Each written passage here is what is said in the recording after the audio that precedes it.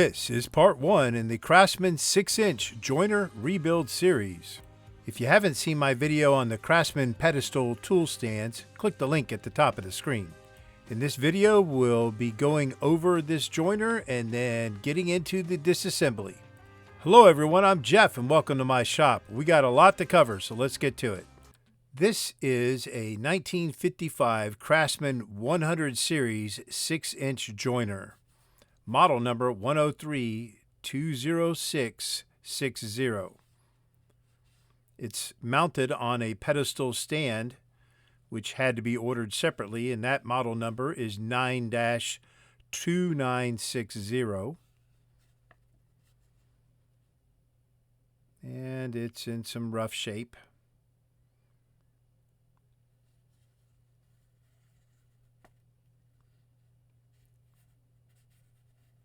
It also has a power panel on it, and that's model number 9-2120. And a 3/4 horsepower, 3450 RPM Craftsman motor, model number 115.7534. And here you'll see the model number plate. Like I said, 103.20660. It has the ever-elusive belt guard, which had to be purchased separately, and that was model number 9-2908. So this is what we will be rebuilding in this series. I'm not sure how many videos it'll take, but it'll be fun nonetheless.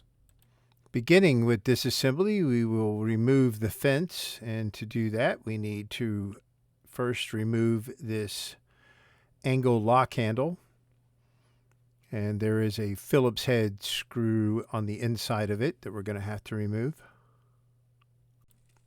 I will be linking the owner's manual for this in the description of the video so that you can see some exploded diagrams and get all your parts in order, know what you're taking apart and know what you're going to put back together. But once we get that screw out of there, you got the handle and the screw. You have the lock nut. And then there is a fiber washer that is in very bad condition. We'll be rebuilding that or fabricating that. Then we're going to remove the sliding guard knob.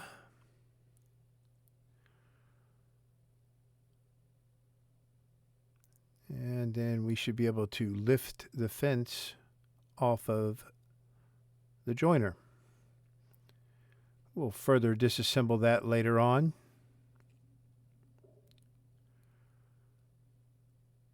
And that is the stud for the angle lock. That's the angle lock slide. We'll get that off in a minute. And that is the sliding guard rod, which has a washer on it, but we'll get it off of there after we remove the belt guard. So the belt guard has these two screws that hold it to the mount, and on the back side of them there are some square nuts, and there's some washers behind the head of the screw. So you got a screw, a washer, and a nut. There's two of those. This is the only Craftsman power tool that I have a belt guard for. Not crazy about the belt guards, but hey, it came with the tool.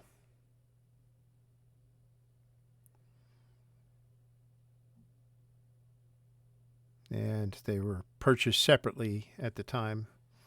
So now we can remove that sliding guard rod. It just unscrews out of the joiner.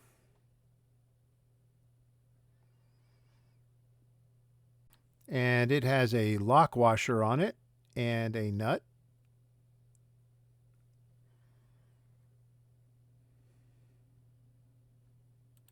And then we have the belt guard mount, and that just pulls out of the bracket that it's mounted into.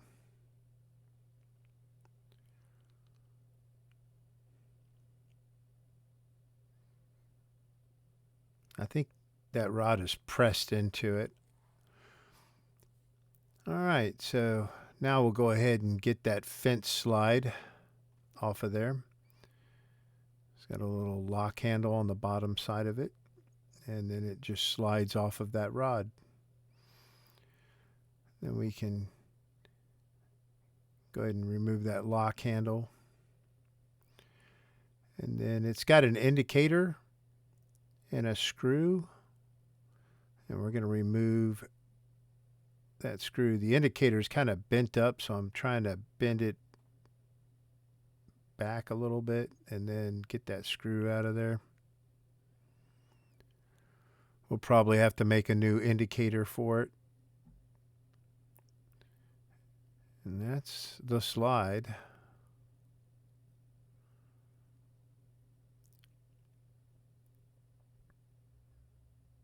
Like I said, it's bent, and it felt like it gave right there, so I don't think flattening it out is going to work. Next, we will remove the swing guard. It just pulls straight up.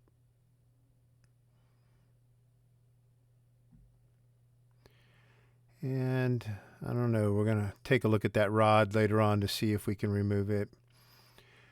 Next, we're going to release the belt tension, and to do that, we need to loosen the two nuts that are locking the motor to the column of the pedestal.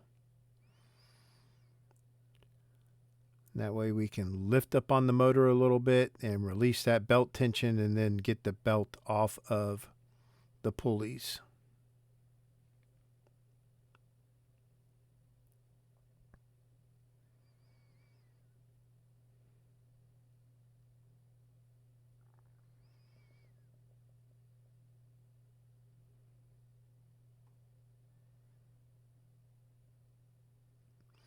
I'm just going to put some boards down below the motor to rest the motor on once I get that belt off of there. And the size of the pulleys are 1/2 inch, so it's going to be a 1/2 inch V-belt, but the length on it can vary. I'll find out what the length of that one is at some point. Next, we're going to go ahead and separate the joiner from the stand. And to do that, there are 3 screws we need to remove. You'll notice that most of these screws on this joiner will be square head, and they will have square nuts with them. So there are 3 screws that mount the feet on the bottom of the joiner to the pedestal stand. That's one of them. This is the second one. And then there's one on the other end. All the way down there, not seen in the camera.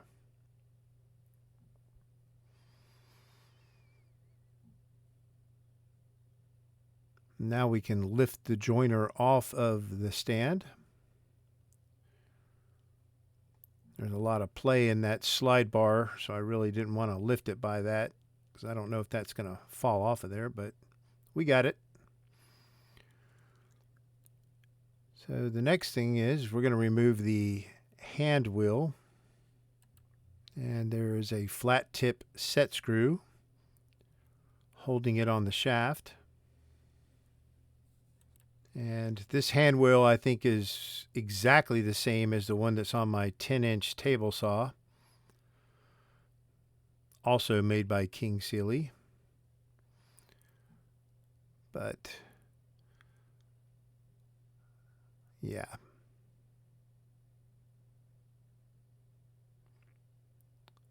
So there is a set screw holding the tool pulley on its shaft.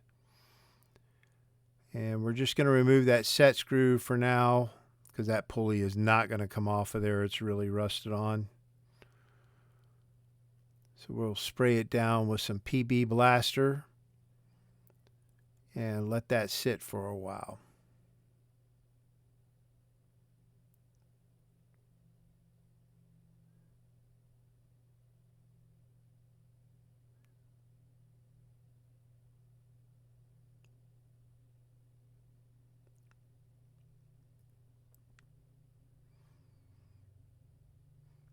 All right, we'll go ahead and rotate this sucker.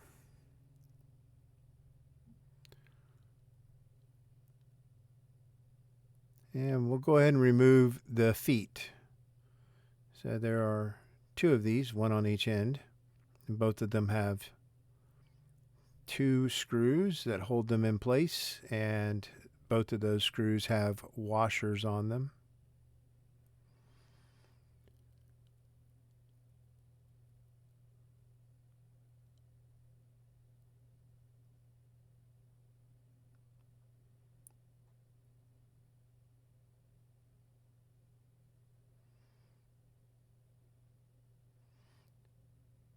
There's one. And this is the other end. You'll notice that I'm putting stuff in those little plastic bins at the top of the screen. So if this is one of the first videos of mine you're watching, just know that we're going to clean all of this. We're going to remove rust, we're going to remove grease and oil and all of that. We'll be repainting and shining up some of this stuff, polishing it. There's the other foot. So we'll go ahead and remove this nut that's on the end of the depth pointer assembly, depth of cut pointer assembly. And once we get that nut off of there, then we can pull that depth of pointer, or the depth of cut pointer out of there. I'm not sure if that head comes off of that yet. And there was a washer. So this is the bracket for mounting the belt cover. So yours may not have this if you don't have a belt cover. But there are two hex head screws that mount it to the joiner. So we'll pull out those set screws.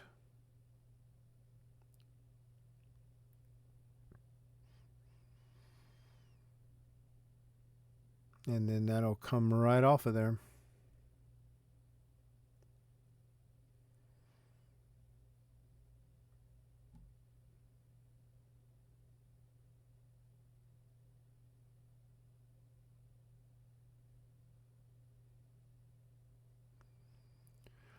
All right, so there are two leveling studs.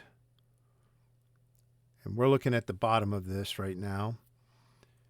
So that's one of the studs there, and there's one on the other side. And then there are screws that are coming from the bearing assembly of the cutter head, or the bearing brackets of the cutter head, that you adjust to level the cutting head. And they rest on these two studs. So you have to back them out a little bit, then we can get the studs out. And then we'll remove those leveling screws.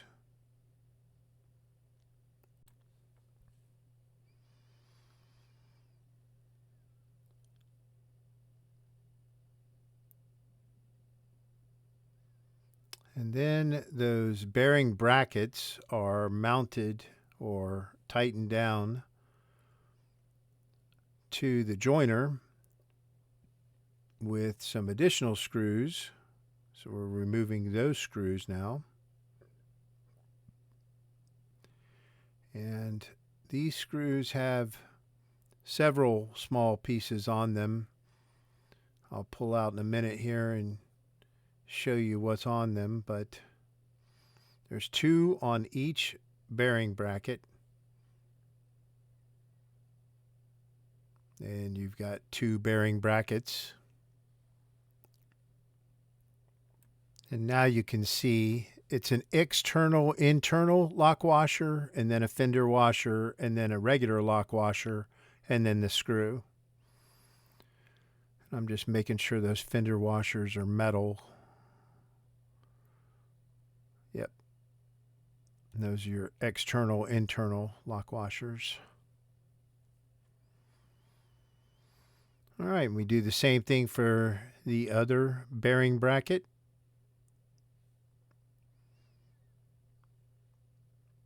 Next, we're removing the link assembly. That has a screw holding it in place.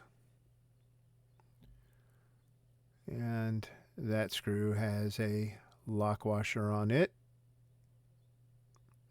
Now we can start to remove that leveling screw, but it's got a collar on the end of it, and we need to get that off of there. It's got a socket head set screw on that collar.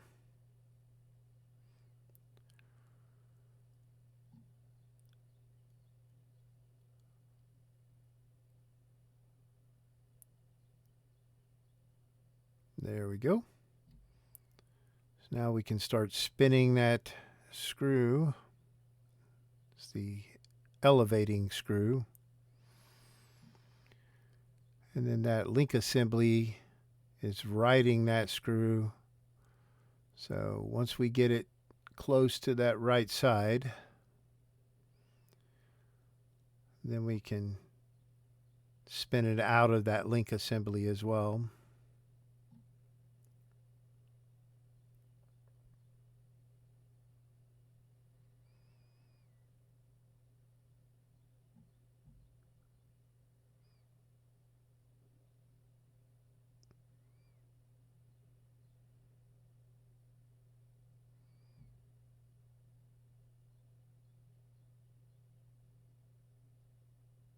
And then all that will just come apart.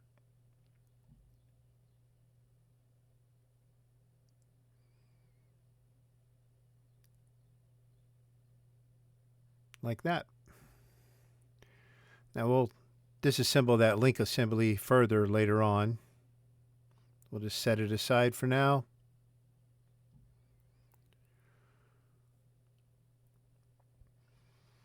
Okay, so you've got 2 tables that are upside down right now. We're just removing the screws that mount the joiner to those tables.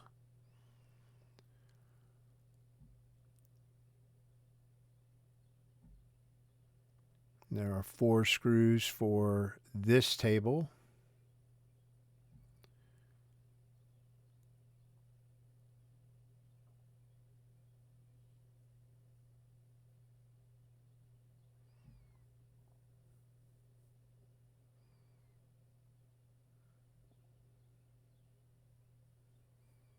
And then there are 3 screws on this end. And these screws have leveling studs on them. That's the larger. There's a screw. It had a washer on it. And then here's the leveling stud. Like I said, there are 3 of these on this end.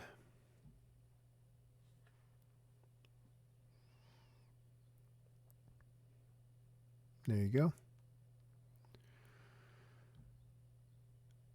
So these, the cast iron kind of sits over them, so they're kind of a pain to get to. Trying to take the screw out of the center of the stud first isn't going to work. So just go ahead and loosen that screw up and then remove the entire assembly, the stud and the screw, all as one piece. And then you can separate them like that. You've got the lock washer between them. The same for this one.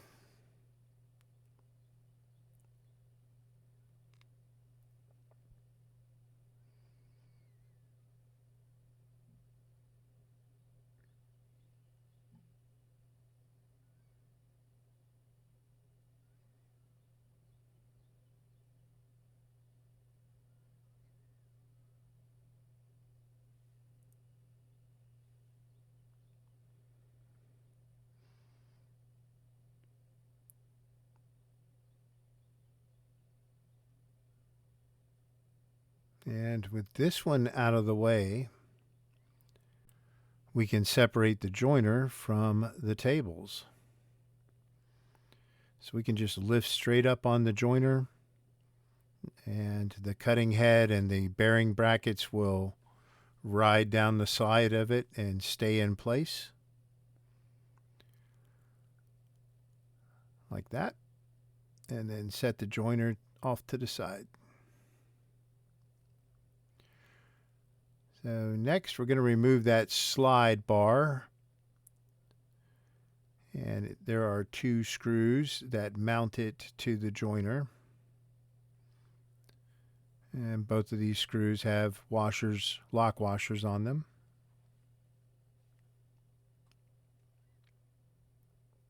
Pretty much every screw on this machine has a lock washer with it.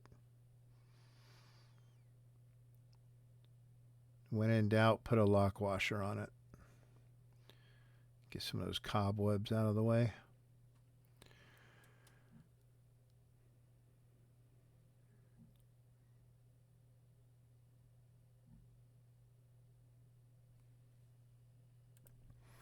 And then we can separate the fence guide bar from the joiner. And on it, there are spacers.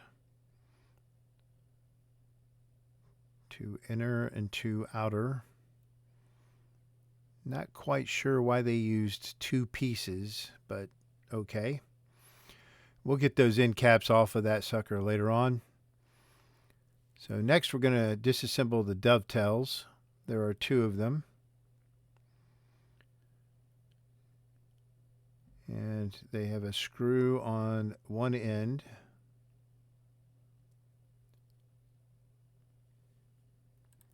So that little plate is the dovetail tension plate.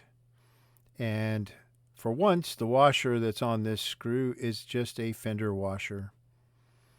Now we can separate the 2 dovetails. And then there's a dovetail spacer in there. We'll get that out in a second. And then there are 2 screws that mount the dovetail to the table.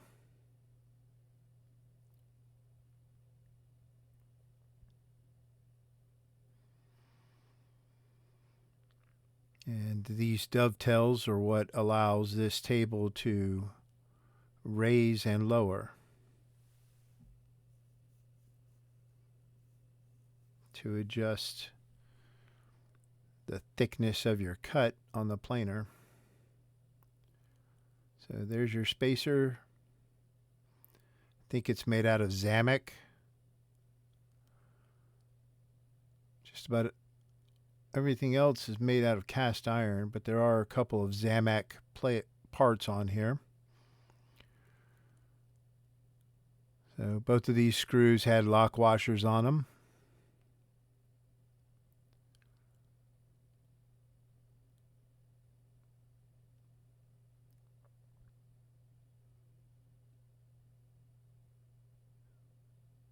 And then we can remove the bottom dovetail.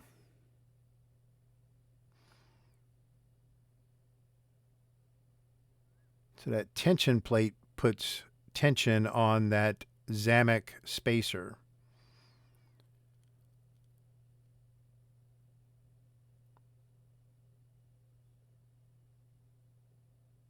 And this one's set up exactly the same. Separate it. Yeah, there's a ton of sawdust in here. Wait until you see the inside of the motor. That sets a new record for the amount of sawdust I've found inside a motor.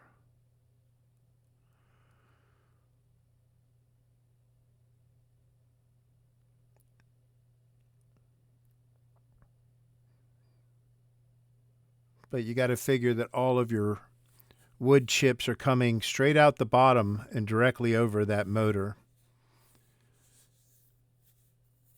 One would think that they would have made like a deflection plate or something as part of the design, but they didn't.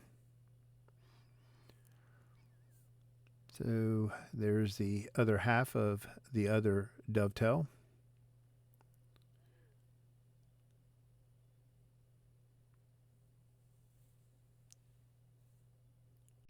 So next we have the swing guard spring bushing, and there is a flathead set screw that holds it in place, or maybe that's just a flathead screw. Yep, just a screw. That's what's locking the spring to the bushing, and that bushing is supposed to be able to come straight off of there, but we'll get it off.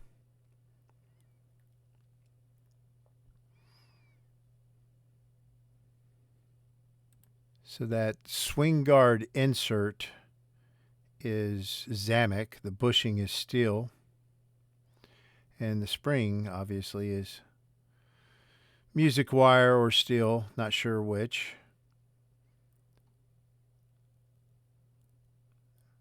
But we can separate that table now from the other table and set that aside for now. And that is going to wrap up this video. We'll continue disassembly in the next video. I hope you enjoyed it. I hope you learned something. If you did, please like and subscribe. As always, I appreciate the support. If you got any questions or comments, leave them in the comments section below. I try to answer them whenever I can. And I will see you next time.